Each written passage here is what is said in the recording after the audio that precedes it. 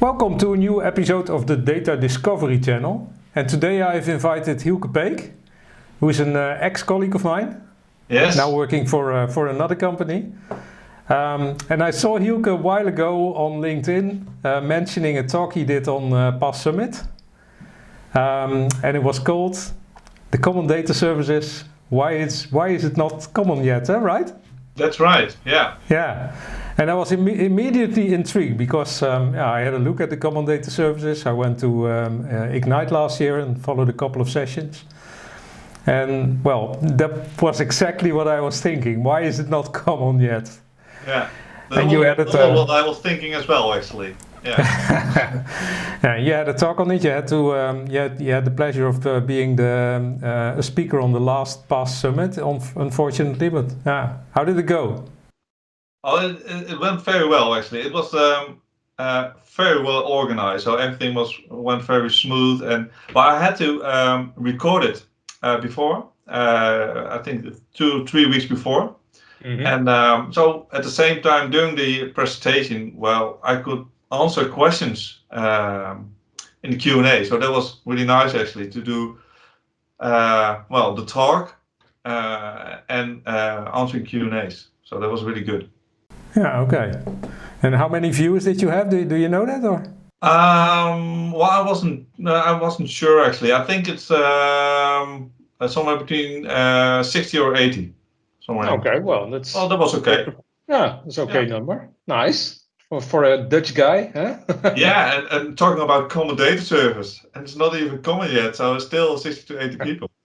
Yeah, for those people, I can imagine that there will be people who's watching the channel and thinking common data services. What are they talking about? Can you give a brief introduction? Sure. Yeah.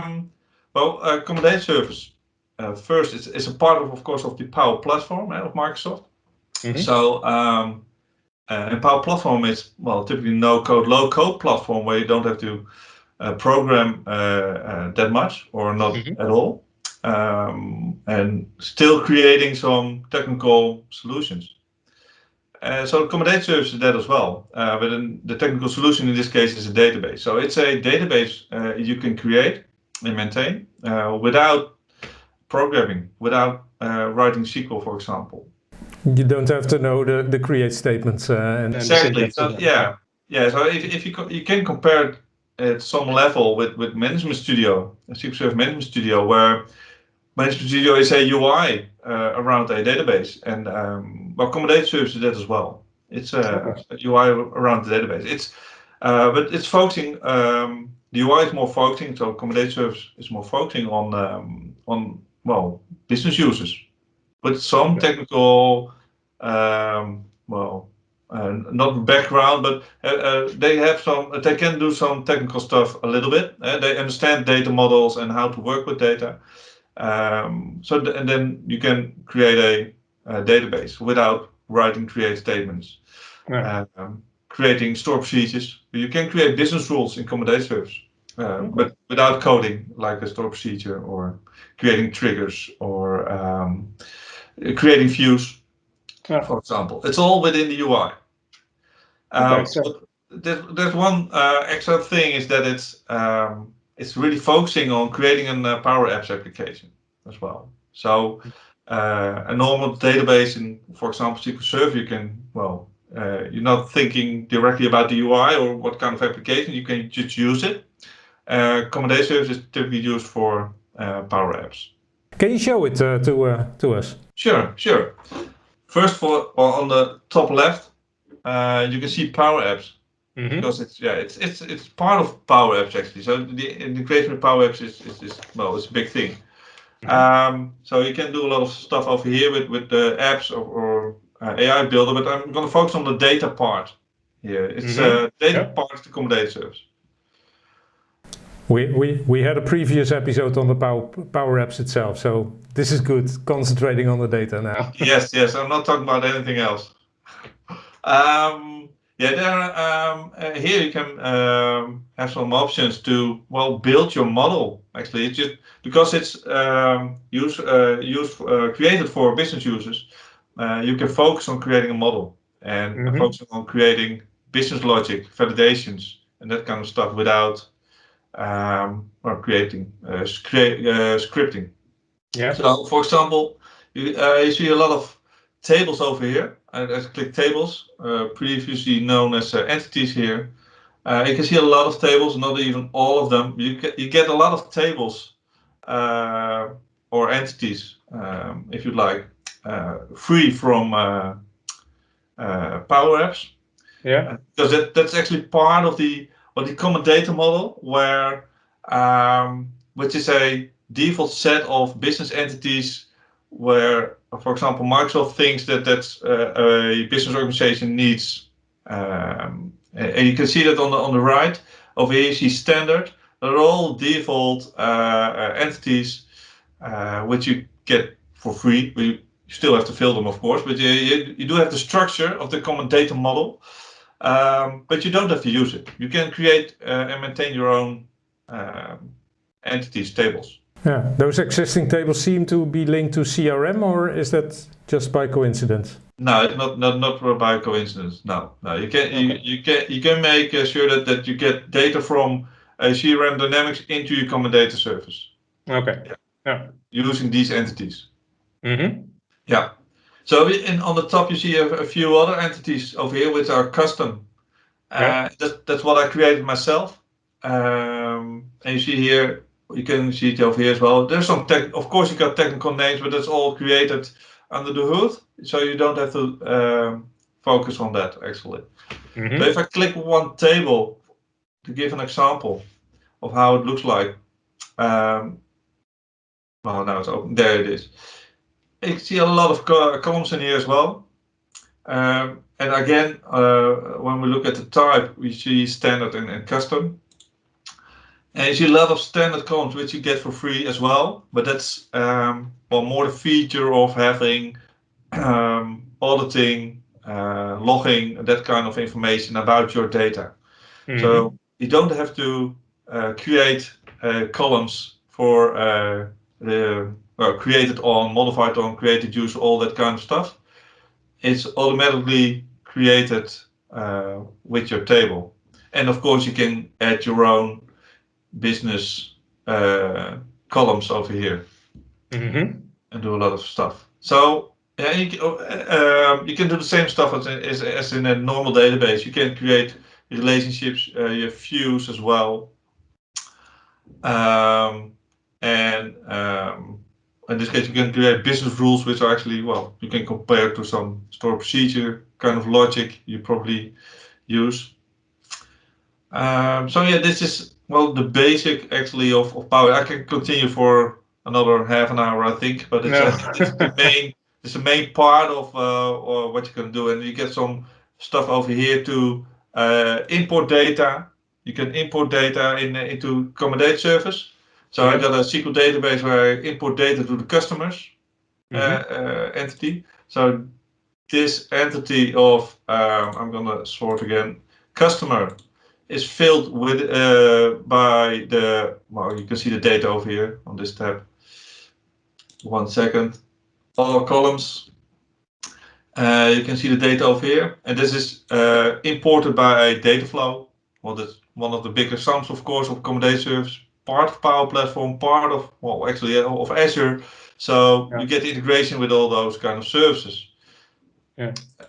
One more is the export to data lake, which is kind of interesting, I think, because Common Data Service is mainly used transactional database. Of course, you can use a database for whatever you like, but it's more logic to use this as a transactional database.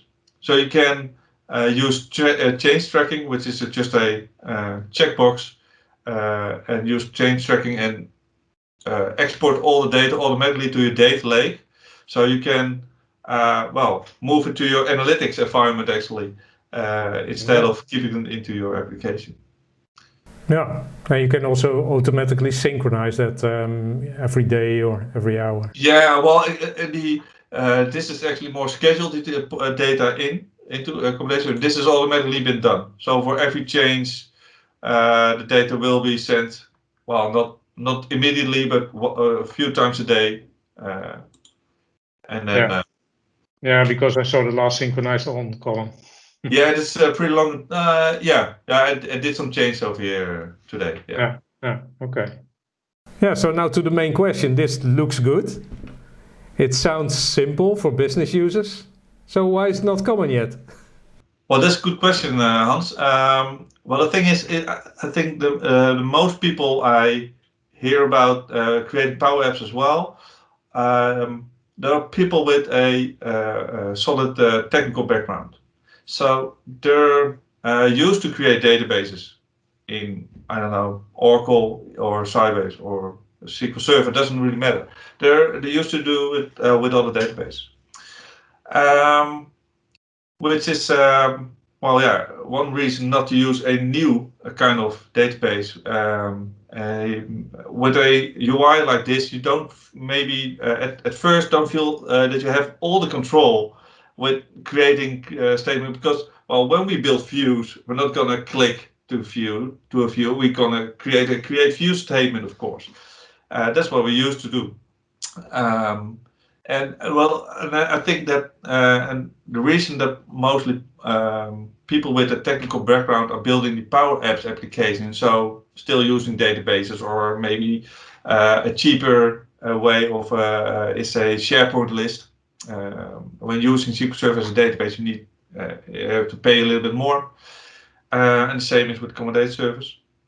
The thing is that if you have self-service as a more strategic choice, and you not just saying, "Oh, create a Power App." Just for one Power App, you're not going to use common data service, but you're going to use it when you create new small apps all the time, or different kind of users has to be able to do that. Then you want to build much more Power Apps, and a Power App doesn't have to be used for years and years, but you can create a Power App within 2 days, and then you just use it for 2 months, for example. Yeah. That was still much cheaper than hiring someone building a very complex application based on C# and .NET and database. And so this is really quick, easy applications, new applications as well. You're not going to migrate data to common data service. You're going to create new small applications. So when you have self-service as a way to work within your organization, then it's much it's not too expensive, relatively, of course, than just for one or two applications, because you have to pay, I think, $10, but that's not that much. So the next license is $40 per user, and for every user who looks at the Power App, you have to pay $40. So then you also get the common data service features as well. So that's all together. So I think that's there are actually two things, because you want to build new small applications as an end user. Therefore, you need a more self-service way of working in your organization. And I don't see much organizations doing that yet. But they're making steps. What I see, because of my assignments are a lot of focusing on the data analytics part, so I see a lot of organizations using Power BI and implementing it through the whole organization, and then realize, okay, well, now we have that, Power Apps might be interesting. So it's it still have some it's still promising, but it hasn't been used that much. So it's really tied to Power Apps, and that makes it you need to use Power Apps instead, and then using common data services as well. So yeah, I think that's a really big thing. Yeah, so if I summarize what you said, it's the wrong type of users, because it's often used by developers who feel limited by using common data services or Power Apps. Yeah. So what Microsoft should do is focus more on the business users. I think they're focusing a lot on business users, but apparently the business users are not creating the applications themselves so far. Yeah. Yeah. So the idea of business users creating their own applications doesn't land yet. I think that, like Power BI, it's easier to do as a business user, and still more business users are using Power BI. of course, and I think the same will happen with Power Apps, but we're not that far yet. Well, one of the powerful thing here is that you're all focusing on a data model, and then within a few clicks you have a model-driven application with standard views or forms and that kind of things. But that will work. But apparently we're not that far yet with we're all together. Yeah, and you also mentioned pricing might be a threshold for people. Yeah, well, especially threshold when just starting. Yeah. For trying Power Apps and building 1 or 2 applications. Yeah, exactly. But if you have a couple of applications and once it's getting a habit of, I need something, a small application, I only need it for a couple of months, like you said. If that's starting to become a habit within an organization, then $40 a user isn't that much. No, of course, because you're going to build more features. Because instead of not building, an alternative is hiring someone, a very expensive consultant, and then he has to work quite a long time. Or you're not going to create that feature, and now you're going to create a feature, and then $40 a month ain't that much in that case. Yeah. And the last thing that you said is, it's tied to Power Apps. So if you're looking at Common Data Service 4, is it something that I can use without Power Apps? Then it's a no-go. It's tied to Power Apps. Yeah, well, technically you can do that. You can use SQL Server to connect to your database, Common Data Service database, and you can use the API to extract data from Common Data Service. But that's not the power of Common Data Service. The power is the integration with Power Apps and the easy way of creating an application based on a data model, like you just example of Mendix. So it's that's the power of Common Data Service. Okay. Well, thanks for explaining. You're welcome. I have a better understanding of what it is and why it's not common yet. Well, thank you for having me, Hans. Yeah, well, it was a pleasure. Thank you for watching. I hope you liked the episode and also get a better understanding of Common Data Service. If you like the episode, please press the thumbs up icon and subscribe to the channel so that you always know there's a new episode. Thank you for watching and see you again next time.